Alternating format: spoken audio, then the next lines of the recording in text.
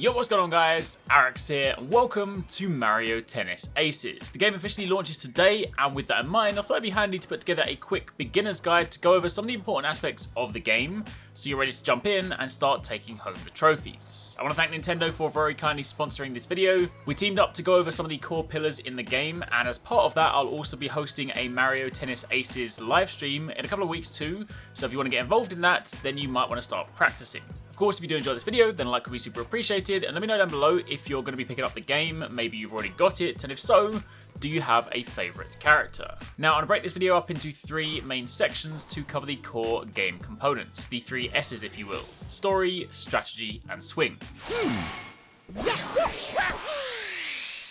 The story mode in Mario Tennis Aces, also known as Adventure Mode, will see you follow Mario and friends as they visit an island where tennis reigns supreme, but as is to be expected, the vacation takes a turn for the worse when the legendary tennis racket Lucien shows up and possesses Luigi among other characters. So you then take control of Mario and work your way around the island in search of the Power Stones, which are totally not the Infinity Stones, in an attempt to stop all the madness. Sure, tennis isn't exactly the sort of game you'd expect nor require a story, but Aces still gives you that fun Mario experience.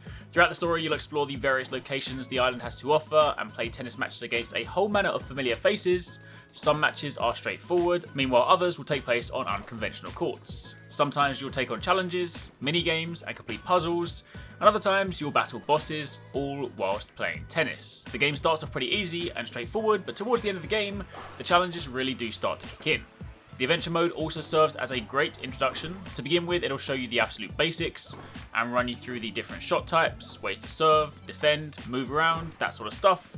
And then as you progress, it'll introduce you to the energy gauge, your power and zone shots, the ability to slow down time, perform trick shots, block incoming power shots to prevent them from breaking your racket, and of course the over-the-top special moves. This is all introduced gradually throughout the first few stages until you get to the point where you're comfortable with the controls and can begin tying it all together.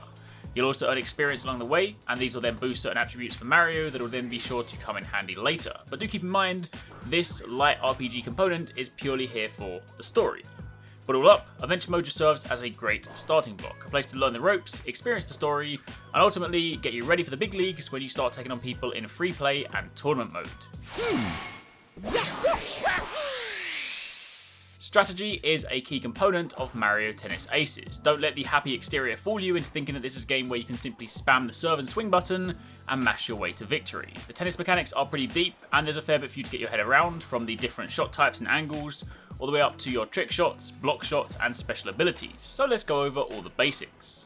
First up, it's important to understand the different character types. There are plenty of characters to choose from, and they each fall into one of 6 different categories. Powerful characters, as the name implies, have a great deal of power behind their swings, resulting in much faster shots. Good if you want to catch someone out by hitting the ball to the other side of the court. Speedy characters can run fast, meaning they're incredibly good at darting between both sides of the court. Technical characters excel at targeting far corners, which is again good for catching out your opponent. Tricky characters have much more noticeable bends on their slice shots. Defensive characters can cover wide areas, and all-round characters, well, they're your balanced offerings, and arguably one of the best picks if you're starting out. This is of course where Mario belongs. Then, with your character chosen, it's time to talk about the shot types. There's quite a lot to go over, and you can read about them in greater detail in the help menu in-game. But it's important to learn the different types because that'll ultimately be the difference between fumbling your way through the early game matches to perfecting your play for when things get tough. Topspin on A is a faster shot that bounces higher, but given the speed, it's a good way to catch out your opponent if they're not in the right place. The slice shot on B is slower, doesn't bounce as much, but can also curve a fair bit, even more so if you're using a tricky type character, so this is good for fooling your opponents. The flat shot is even faster than the topspin, and if performed while standing in a star, it adds even more power to it. Lob shots performed by pushing up with one of your shot types will send the ball up higher, ideally over the opponent's head, useful if they're a little bit closer to the net. Meanwhile, the drop shots fall much closer to the net, good if your opponents are much further back. For all of these shots, you can also hold down the button to charge them. Charging a shot makes it more powerful, but it also builds more energy in the process. Speaking of energy gauge, that's the next thing to understand. Energy builds up in this ring when you continue rallies, but it builds even more so if you perform charge attacks or blocks, which we'll speak more about shortly. If If you want to be risky, you can also perform trick shots either by double tapping X or pushing the right stick in the direction you want to move. A trick shot typically covers around half your side of the court in distance. If you pull it off correctly and hit the ball, you'll build more meter. Meanwhile, if you miss, you'll lose energy instead. So it's something you want to use carefully, but it can also be incredibly valuable when done correctly. With meter built, you can then perform a range of special shots. Pressing R whilst on a star point will allow you to perform a zone shot, where you can target where you want the shot to go, handy if you want to throw your opponent off. Meanwhile, holding R at any time, provided you have enough energy, goes into zone speed mode, in other words, bullet time. Everything slows down and it allows you to plan and react if there's a faster power shot coming your way. This is also super handy for blocking. See, if your opponent hits a zone shot or a special shot, the ball will shine. If you hit these back normally, you'll take damage, and if you hit too many, your racket will break. But if you press a shot button right as the ball reaches you, you can perform a block, allowing you to return the shot without sustaining damage. And using zone speed to slow down time makes this much easier to pull off, so don't forget you have it. And then finally, the special shot. When your energy gauge is full and glowing, pressing L will consume that and perform these special shots. Much like the zone shots, you can direct where you want it to go, but unlike the zone shot, it isn't reliant on a star point. Using your special shot when you're on the other side of the court or about to lose a round is a great way to turn the tide. But also keep in mind that if your meter is full and you're serving, you can also serve directly into a special. So that's also a trick you have up your sleeve. So as you can see, there's plenty to learn and get your head around, but master all of these and you'll be tournament ready. Mario Tennis Aces lets you play the game in a number of different ways, but Swing Mode is where the motion controls come into play, and it's also the more traditional experience. Swing Mode drops the fancy trick shots, energy gauge, and over-the-top special moves in favour of a more down-to-earth tennis experience. However, it's also a lot more involved than you might think. This isn't just Ace's version of Wii Tennis, where you can randomly and sometimes furiously wave the controller around and hope for the best. Given the more precise nature of the HD Rumble, the Swing Mode actually allows for a range of different shots depending on your motion.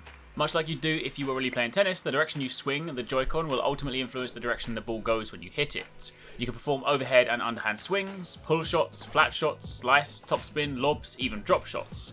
And these all come from subtle differences in the way you move and swing the Joy-Cons, hence why flailing your arms around randomly won't really yield the best results. Your character will also automatically move for you in this mode, but if you want a little more control, you can also use the analog stick. I will say, generally speaking, the auto movement is on point, but if you want to make a few positional adjustments, then that's typically where I use the analog stick.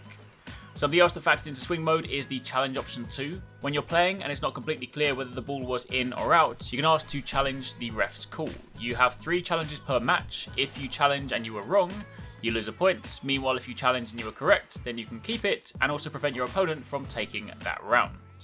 Additionally, whilst most of the special moves have been removed, Swing Mode does also allow you to charge your hits too. If you hold the Joy-Con to the left or to the right, essentially in the position you'd have it before you take a swing, then your character will charge up, allowing for a more powerful follow-up shot. So all up, Swing Mode offers a completely different experience when compared to the regular free or tournament play, and it's genuinely a lot more involved than you might have first thought upon hearing that it's a motion control mode. But that, my friends, is pretty much it for Mario Tennis Aces. That's a quick beginner guide to help you get started now the game is officially launched. If you have any questions, by all means let me know, and if you do plan to swing by the tournament I'll be hosting in a couple of weeks, also let me know in the comments down below. Other than that, thanks very much for watching, take it easy, catch you next time, peace out.